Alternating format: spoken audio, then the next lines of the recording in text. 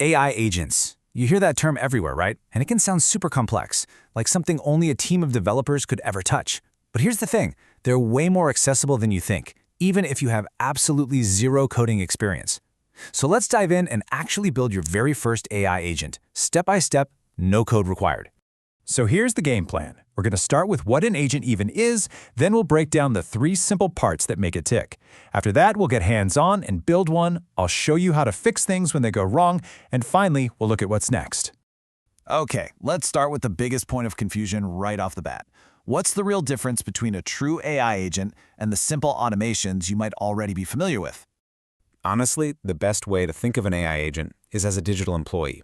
It's a system that doesn't just blindly follow a script, it can actually think for itself. It can reason, it can plan, and it can take action, all on its own to get a job done, just like a person on your team would. And this right here really nails the difference. See, a basic automation is rigid. It just follows a static set of rules. If this happens, then do that. A leads to B, which leads to C, every single time. But an agent, well, an agent is different.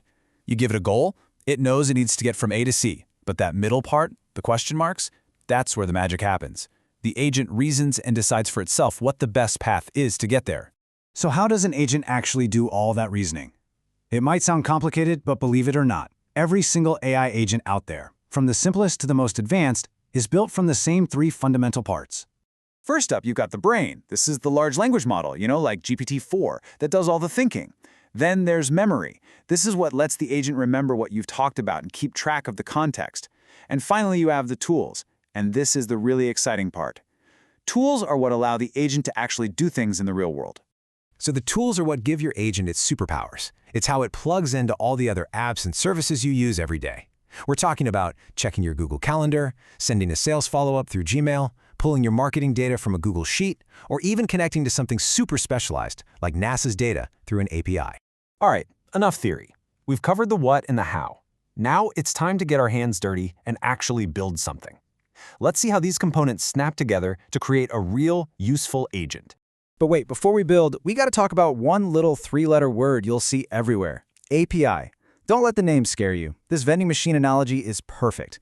An API is just like a set of buttons that a piece of software has. You press a specific button, making a request, and it gives you a specific response, like a snack.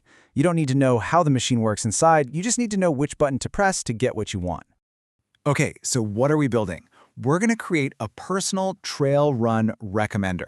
Basically, it's an agent that automates a decision I make every single day. Now, I know it's a personal example, but you can totally see how this exact same structure could manage daily sales tasks or check your marketing campaign schedules. Our build is going to follow 5 super simple phases. First, we'll set the trigger. What kicks the whole thing off. Then we'll hook up its brain, give it some memory, link up all the tools, and finally, we'll tell it what to do with a prompt.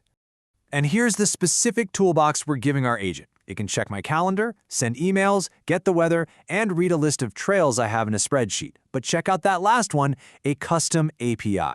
This is where things get really, really powerful. So what do you do when the service you need isn't already a built-in tool?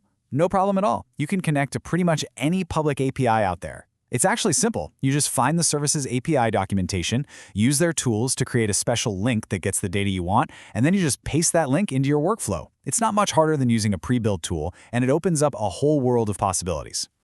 All right, let's be real. No build is perfect on the first try. So let's talk about maybe the most important and sometimes the most frustrating part, testing. And more importantly, what to do when you inevitably hit an error. So when I first tested this agent, it broke. But that wasn't a failure. It's just part of the process. In fact, I left this error in on purpose because errors are just feedback, and there's a ridiculously easy way to solve almost any of them. This is my absolute favorite no-code hack, my secret weapon. Don't waste your time trying to figure out what some technical error message means. Just take a screenshot of it, upload it to ChatGPT, and literally just ask, how do I fix this? It will almost always come back with a perfect step-by-step guide on exactly what you need to do. It's a game changer. And after following those simple instructions from ChatGPT, success! The agent ran perfectly. It checked my calendar, it got the weather, it pulled the air quality data, it consulted my list of trails, and it sent me a totally personalized email with its top recommendation for the day. All of it completely automatic. Okay, so building one agent is fantastic. It's a huge first step. But what happens when you want to handle more complex jobs, especially in a business? Let's talk about how to scale this up. The trail recommender we built, that's a single agent system. It's one digital employee doing one complete job. But you can also create multi-agent systems. Think of it like building an entire department. You have a manager agent whose job is to delegate tasks to other, more specialized agents. One for market research, another for drafting sales emails, and maybe a third for handling basic customer support. Now, this is absolutely critical when you start using agents in a business. You have to set up guardrails. These are just safety rules to stop your agents from going off the rails. For example, you would never want a sales agent to offer a 90% discount just because a customer asked, right? Or a support agent to process a huge refund without approval. You have to define these limits to keep your business safe and prevent some really costly mistakes. So, we've covered a ton of ground here. We've gone from the basic definition of an AI agent to its core components, through a full build, and even into advanced stuff like multi-agent systems and guardrails. You now have the fundamental blueprint for creating your own digital employees. The only question left is, what will you build first?